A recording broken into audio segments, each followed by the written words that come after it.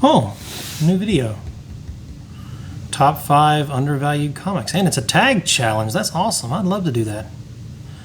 Oh, he didn't tag me. Well, I got other friends on here. Oh, he didn't tag me either. Okay, maybe the next one. Somebody please tag me. You know what? I'm just gonna do it on my own. I don't need friends. Yes!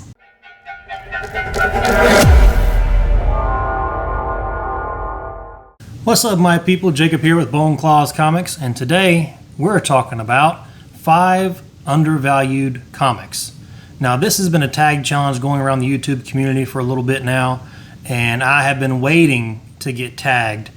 And finally, my buddy Nate over at Hall Yeah Comics tagged me to do this challenge. So thank you, Nate. I really appreciate it. You've saved me from raging all over YouTube and possibly ruining my very, very widespread reputation. So, yeah, anyway, let's get into it. Now, most of my books are not high-value books. They're not even would be considered to be high-value books. So when I was thinking of books to do for this video, most of them are going to be undervalued stories because I'm a story guy. I love good stories, and I think that books, should be taken and valued for their stories for the most part. I get significance of first appearances and keys and stuff like that. I understand that, but I think the reason we read books, the reason we enjoy this so much, is the stories they tell. So that's where the value is there for me. The first, however, is I think going to be an undervalued as far as price goes, and that's going to be a book I do not own but is a grail of mine, and that's going to be Wolverine 145 Nabisco variant. Now, there's a whole discussion to be had about rarity versus popularity. For example, Hulk 181, extremely valuable book, not a rare book. It's everywhere. Literally, you go to a shop or a show, they're going to have copies of Hulk 181. It's everywhere. You're not going to find a copy of Nabisco variant 145.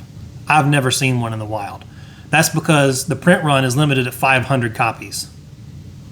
That's a rare book. That's a very rare book. It was one of those situations where you had to mail in a proof of purchase and they send you this variant. It's uncommon. I've asked some shops, I've asked some people at cons, and they're like, oh, I had one at this point and I sold it, or I had one at it's one of those very, very elusive grails. Now, this book is not cheap. It is, a matter of fact, more expensive than the Hulk 180 that I just bought. However, being rare as it is, under 500 copies printed, the last sold was for around $1,200. That is criminally undervalued. There are only 500 copies of this book in existence. Now, CGC census says there's 600 been graded, but CGC has its own problems with, regrades and signatures, and that's how many has come through CGC's, grading services, meaning the same book has come through multiple times because it's limited to a 500 print run. But CGC issues aside, this book, I believe, should be, if not 5, not 10 times more valuable than what it's going for. So if you have the money and you find one, you might want to go ahead and pick that up, because I don't see how this book is not going for the tens of thousands when it's sitting here at $1,200. So on to my undervalued storylines, and I want to start with the ongoing series. Finally talking about ongoing series on my channel, and that is Ram V's Detective Comics. Now, I have trying to catch up on this series by purchasing the trades and hardbacks. I don't own all the individual issues to this series, but this is a fantastic Batman story. Fantastic. It's written by Ram V with artwork from Raphael Albuquerque. If I said that right, it sounds out as Albuquerque, like New Mexico, but I don't know if it's pronounced that way.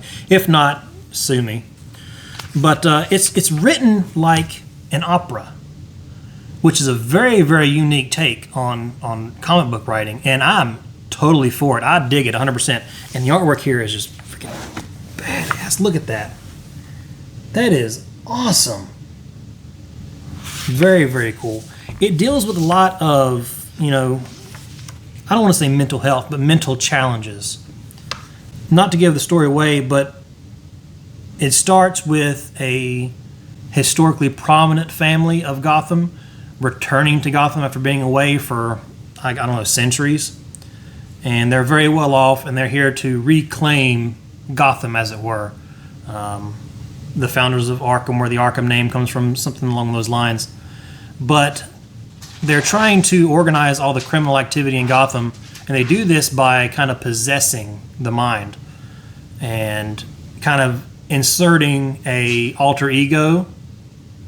And the first part of this series is them taking over Harvey Dent, who is sort of reformed at this point. He's managed to control his alter ego, and they implant this, or they infect him with this third ego, not knowing that he already has an evil ego to contend with. So one of the storylines is him battling, mentally with, the Harvey Dent ego and the Two-Face ego with this new third,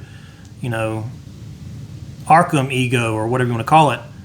And it's really, really fascinating. The artwork and how it tells the story through the art is really, really well done. And I'm still working my way through it, but I absolutely love how this story's set up. It is definitely long-form storytelling, which is why I think it gets a lot of hate from people who are used to this, 3 to 5, 6 issue story arcs being completed just like that, when this is taking its sweet time to build and build and build, setting pieces, setting a stage for an ultimate showdown. And like I said, this is still ongoing, so it's not finished yet. I think it's finishing up in the next couple months. But, I'm really digging this series so far, and I'm really looking forward to really getting into the climax of the story. So, yeah, very, very undervalued story, in my opinion, that you should check out. Next up, I have a Submariner book. Now, I love Namor the Submariner. He is one of my favorite characters, and he is a character that is very, very undervalued. But, that's neither here or there. But the story I'm talking about now is the Saga of Submariner, the 12-issue miniseries, or the 12-issue series. This is absolutely great. I'm currently reading this through, I think I read it years and years ago, but I'm reading it again, as an adult, and I'm absolutely digging it. It's so well written. I just want to give you a little excerpt, if you will, from the first pages of this series, and I'll let you read along. Namor, I was born, avenging sun, spawn of 2 worlds, yet fated to belong to none. Many are the tales written and whispered about me, both above and below the wine-dark waves.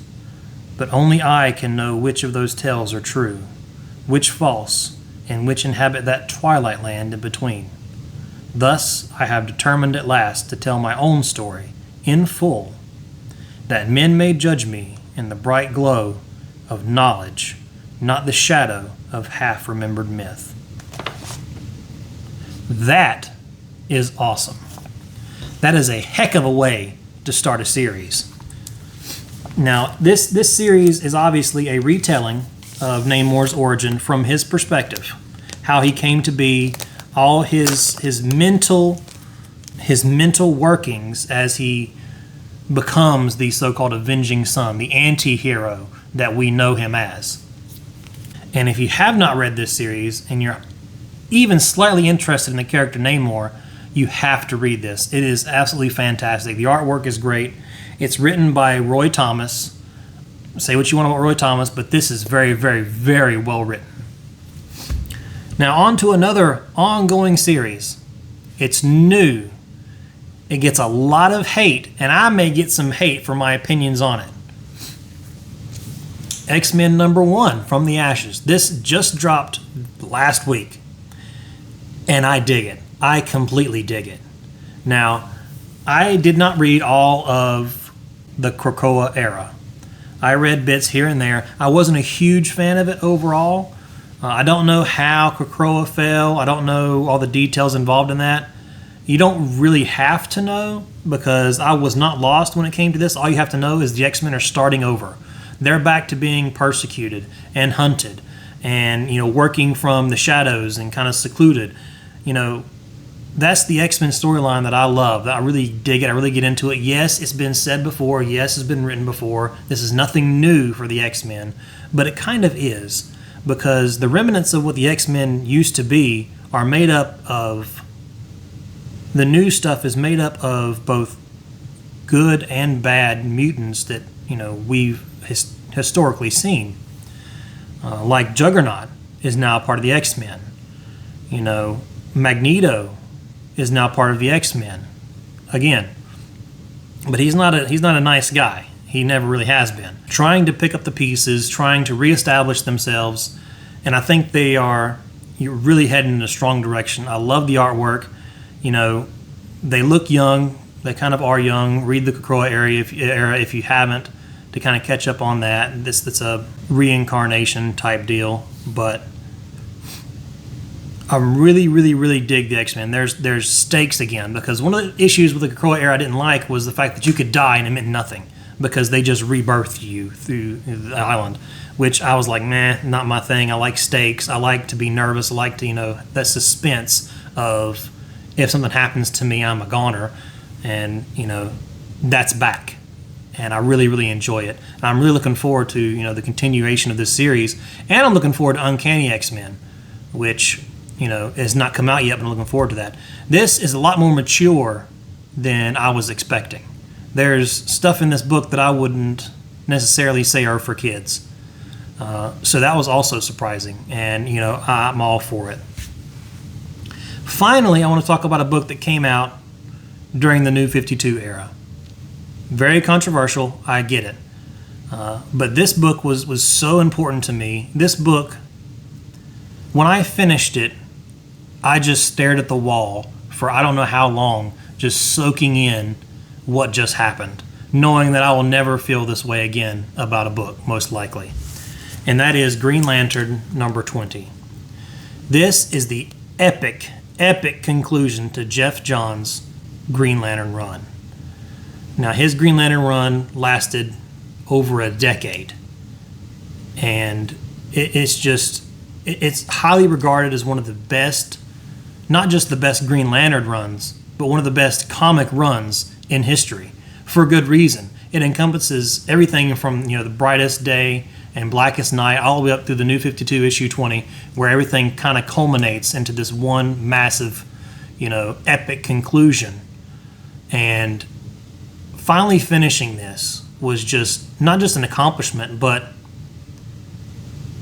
you've been on a journey for so long, and it finally comes to an end, a very, very satisfying end, and you just sit there and you just want to bask in it, just sit there and just be, and just look back on what you've been through, what has happened, and relish the journey.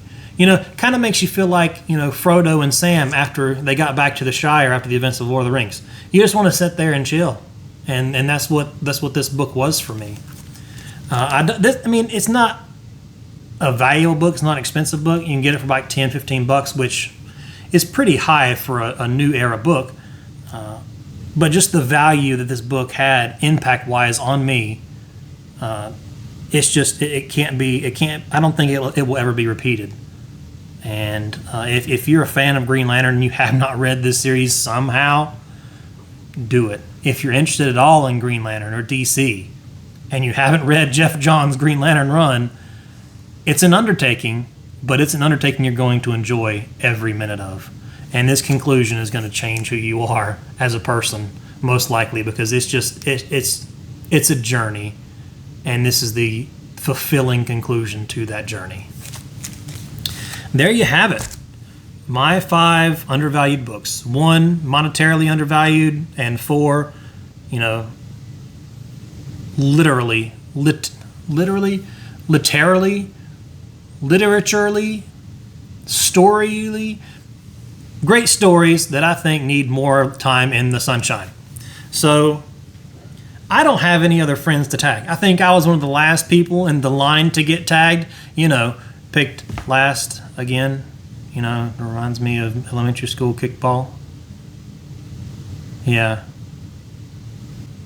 But thank you, Nate, for tagging me. I really appreciate it. Like I said, you saved me and the internet from my rage. If you haven't checked out the books that I mentioned, please do. They're awesome. If you get your hands on 145 Nabisco, shout it out in the comments because I envy you. And as always, please support your local comic shops. Some of these books I mentioned are ongoing series, so you can go by and pick them up today. So please do that. Support your local comic shops. And as always, I will speak to you again soon. Thanks for hanging out.